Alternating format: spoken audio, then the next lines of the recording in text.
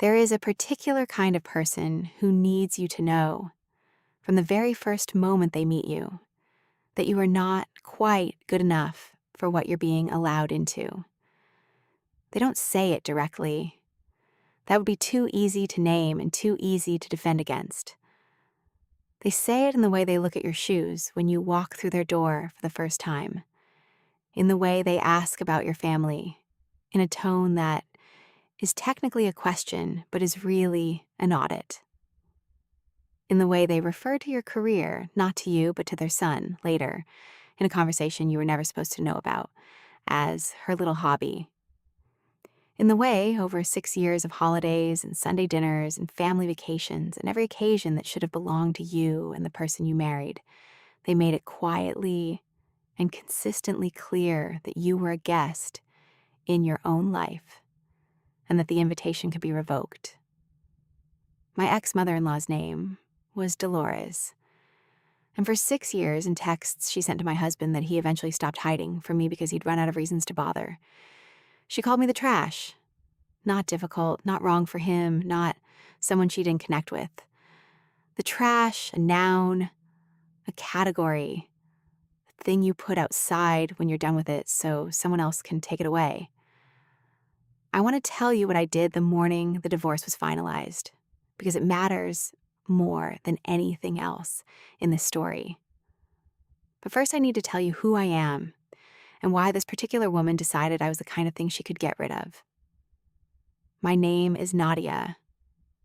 I'm a wedding and event planner, not the assistant at a big firm kind, not the weekend side project kind, but the kind who built a full independent business from scratch in 4 years, who has coordinated events for 300 guests on a working vineyard and managed a catering meltdown with 6 hours of notice and found a replacement florist at 11 at night because the original one had a family emergency, and who has, in the course of building that business, become very precisely organized about things like vendor contracts, vendor payments, backup plans, and what happens when a card on file doesn't go through.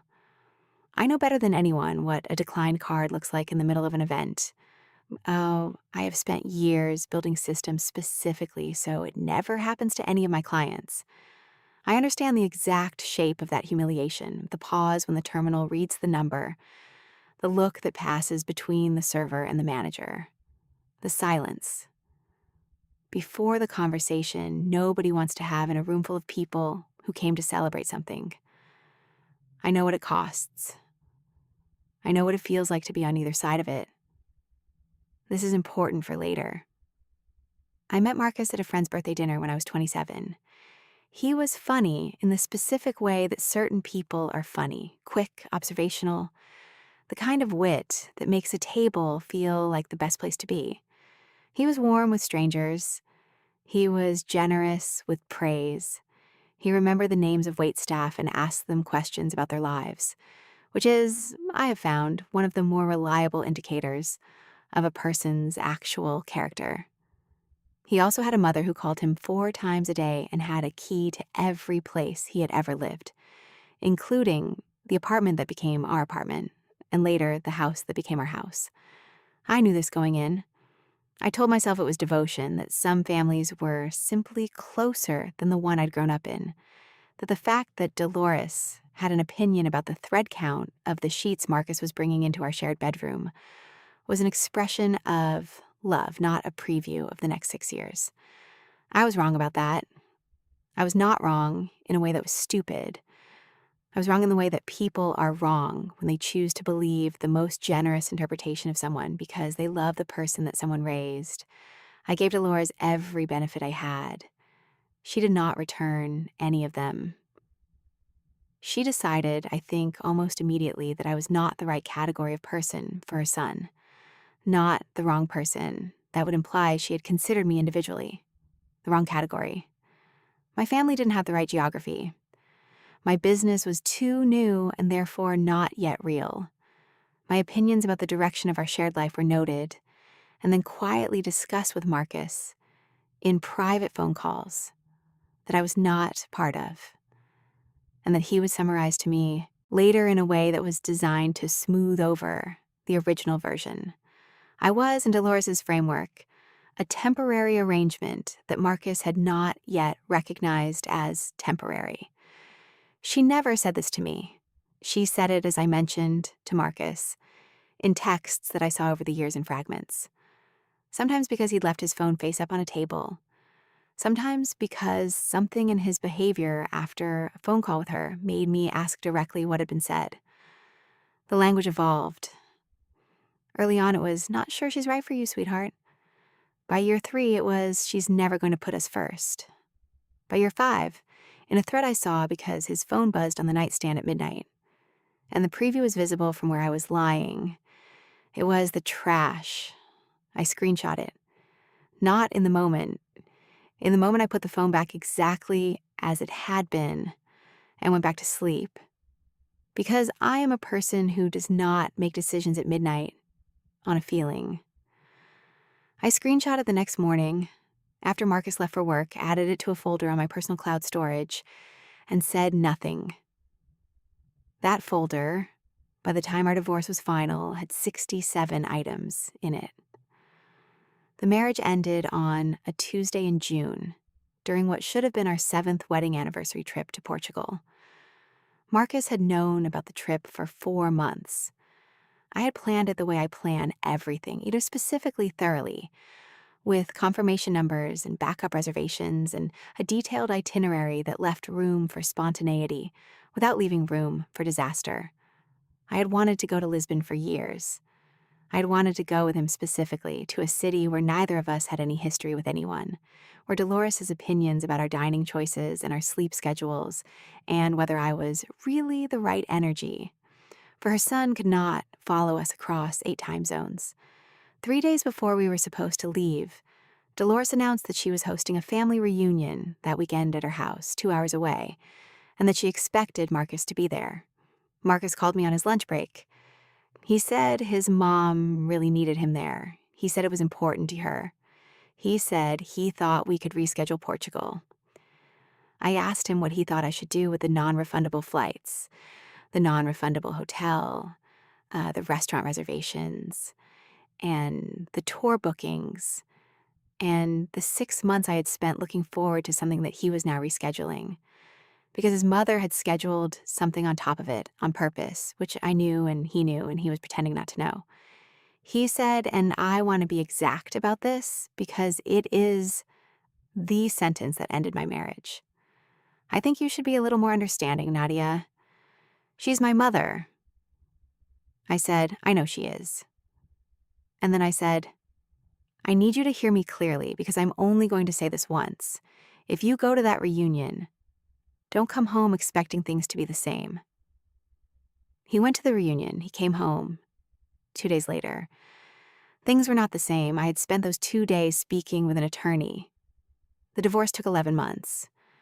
I won't walk you through every movement of it because this is not a story about what Marcus and I divided. It's a story about what I built before he had any idea the structure was coming down. My attorney, from our second meeting, had advised me to document anything that might be relevant to establishing the pattern of how this marriage had functioned. I told her I already had a folder. She told me that was the most useful thing a client had ever said to her in an initial consultation. The 67 items in that folder covered, among other things, instances in which Dolores had used joint financial accounts Marcus and I shared to pay for things that benefited her household, without my knowledge, a pattern of text messages over 3 years. Establishing that Marcus had been sharing our private financial decisions with his mother in real time. Documentation of 3 occasions on which Dolores had entered our home using the key Marcus had given her, while I was working from home, without calling first, and the text thread in which she referred to me as the trash time-stamped, with the full conversation visible. My attorney called the folder comprehensive. I called it 6 years of paying attention. The settlement went the way I needed it to go. Not perfectly. Nothing in a divorce goes perfectly. But on the 3 things I had identified in the first week as the things I was not willing to negotiate away, I left with all three. My business assets were fully separated and protected. The house, which I had contributed more financially to purchasing than the paperwork reflected, was resolved in a way that accounted for that. And a personal credit card account, a premium travel rewards card I had opened in my own name 7 years earlier, to which Marcus had been added as an authorized user for household convenience, was addressed in the financial disclosure process and noted on my personal action list with a specific date. That date was the day the judge signed the papers. The morning our divorce was finalized, at 9:47 in the morning, while Marcus was presumably wherever Marcus goes when he's not somewhere I can see him, I called my credit card company and removed him as an authorized user. His card, the physical card with his name on it that I had added to the account when we got engaged, that I had never thought to retrieve during the separation because it had a low limit and I had bigger things to think about, was deactivated. I noted the time of the call in my phone. 9:47. I'm an event planner. I document times. Then I went to lunch with my attorney to celebrate, came home, and started working on a client's summer wedding that I had been putting off for 2 days while the final paperwork cleared. I did not know for 3 days what Dolores had done the night of our divorce. I found out from 2 people who had been at the party and who, it turned out, had been uncomfortable enough with the event's premise that they'd been waiting for an excuse to tell me.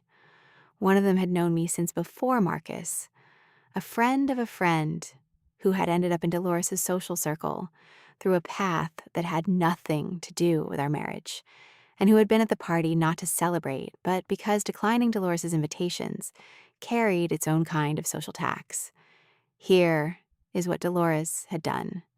The day our divorce was filed, not finalized, filed nearly a year earlier, she had begun quietly planning what she called, to the people she invited, a liberation celebration. 50 guests. Friends, cousins, neighbors, women from her church group, a few of Marcus's relatives who had never made any effort to know me, and were presumably delighted to celebrate my official removal from the family tree. She had reserved a private dining room at a restaurant she liked. The kind of place with white tablecloths and a sommelier and a prix fixe option. The kind of place that does not come cheap for 50 people. She had ordered a custom cake, white buttercream, flowers on the tiers, and written across the top in elegant script, "Good riddance." She had asked the restaurant to print a photo display for the event, a slideshow running on a screen in the corner of the private room, pulling from family photos that spanned the years of Marcus's life. The photos from our marriage years, the ones in which my face appeared, had been edited. My face had been replaced, in each one, with a small image of a trash can emoji, professionally printed, displayed on a screen for 50 people. She had planned this for 11 months. She was proud of it. When the dinner was over, the drinks, the dinner service, the speeches I can only imagine, the cake with my send-off written on it in buttercream, the slideshow, the check came. $4,812. Dolores handed the server Marcus's card, the card with his name on it. The authorized user card on an account registered to a woman who, 9 hours and 13 minutes earlier, had called to have that card deactivated. The card declined. She tried again. The way people do when they are absolutely certain the machine is wrong, and they just need to give it another moment. The second attempt declined. The manager came over. In my industry, I have had the manager conversation in every direction. I have been the event coordinator explaining to a panicked client why a card needs to be resolved before service continues. I have been the calm professional de-escalating a situation in front of guests who are pretending not to look. I know exactly what that conversation sounds like and exactly what the room feels like when it is happening. In the private dining room of a restaurant on the night of her liberation celebration, in front of 50 people who had come to watch her take out the trash was not present, but the bill was, and the card she thought she was paying it with did not belong to anyone in that room anymore. It took 40 minutes and contributions from 6 different people to cover the check. The cake, I was told, was not fully eaten because the mood had shifted somewhat by the time dessert was served. I did not feel what I expected to feel when I heard this story. I expected satisfaction. What I felt instead was something closer to tiredness, the specific exhaustion of finally understanding the full shape of something you'd only been seeing pieces of. She had planned that party for 11 months. 11 months of logistics and guest lists and cake consultations and photo editing, all to perform for an audience of 50 people who were not me. That she had won something, the thing she'd been trying to win for 6 years. The removal of the person she had decided, from the first dinner we ever shared, was not the right category. And she had tried to put it on my card. I pulled my account records the morning after I found out I am an event planner. I pull records. There had been 2 prior attempts to use Marcus's card that predated the night of the party. The first was 11 weeks earlier, a charge attempt for a deposit, likely the venue reservation, that had also declined. That attempt had happened before I officially removed Marcus from the account, which meant Dolores had tried to use that card when it was technically still active, and it had declined anyway because I had, at some point during the separation, quietly reduced the authorized user's available limit to 0 as a precautionary measure I had completely forgotten about until I saw the record. The deposit had been paid by another method, Dolores' own card, presumably, after the first attempt didn't work. The second attempt was a smaller amount, possibly a catering deposit 6 weeks before the party, also declined. She had tried to use my card 3 times. The first 2 she'd had to recover from quietly, on her own, before anyone saw. The third time she had 50 witnesses. My attorney's response, when I forwarded her the account records, was 4 words: "Send me the screenshots." What followed was not a lawsuit. I want to be clear about that because I think some people hear a story like this and expect an ending that involves a courtroom and a verdict and a number with several zeros. What followed was a letter from my attorney's office to Dolores via certified mail, documenting the 3 unauthorized use attempts of a card registered to my account, noting that the cardholder had not authorized any of those transactions, and stating that the matter was being retained in file and could be referred to the appropriate authorities at my discretion.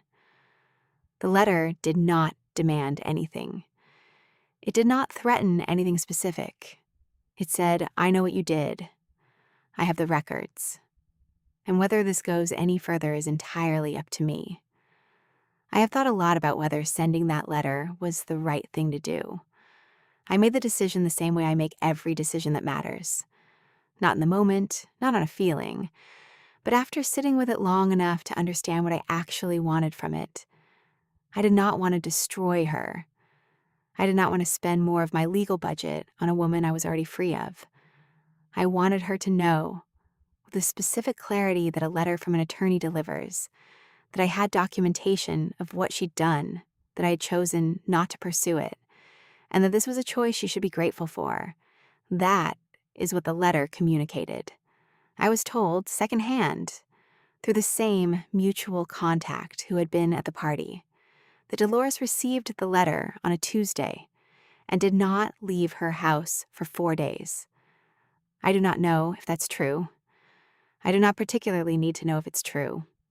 What I know is this: I spent 6 years being managed, minimized, and quietly dismissed by a woman who never once considered that the person she called the trash had been keeping records since year 2. I spent 11 months in a divorce process that could have gone very differently if I hadn't walked in with a folder that my attorney called comprehensive. I canceled a card at 9:47 in the morning and went to lunch. And the reverb from that single calendar item reached across the city and found its way into a private dining room during a party I wasn't invited to. The divorce is final. The business is mine, and the folder is archived but not deleted, because I'm an event planner and I do not delete documentation. Dolores, as far as I know, has not used the phrase taking out the trash since the Tuesday she received the letter. I can't confirm this personally. I have no reason to be in contact with anyone who would tell me. Marcus, who I genuinely believe is not a bad person, and is instead a person who never learned that loving your mother and building your own life are not the same project, reached out once, about 2 months after everything settled. He said he hadn't known about the party until after it happened, which I believe. He said he was sorry, which I also believe, though sorry at that point was a word that had passed its expiration date on anything between us. I wished him well and meant it. The Portugal trip, by the way, I took alone, 8 months after the divorce. Lisbon in October, when the crowds have thinned and the light over the river is the specific gold that only happens in places that have been watching the water long enough to know what to do with it. I had the restaurant reservations and the tour bookings and the confirmation numbers and the detailed itinerary. I had a glass of wine on a terrace overlooking the city on a Tuesday evening with no one to negotiate with and nowhere I needed to be except exactly there. It was the best trip I have ever taken. So here's the question I want to leave you with, because I have not fully resolved it in my own mind, and I'm curious whether you have. Was I wrong to send the letter? She hadn't succeeded in using the card. The transactions all failed.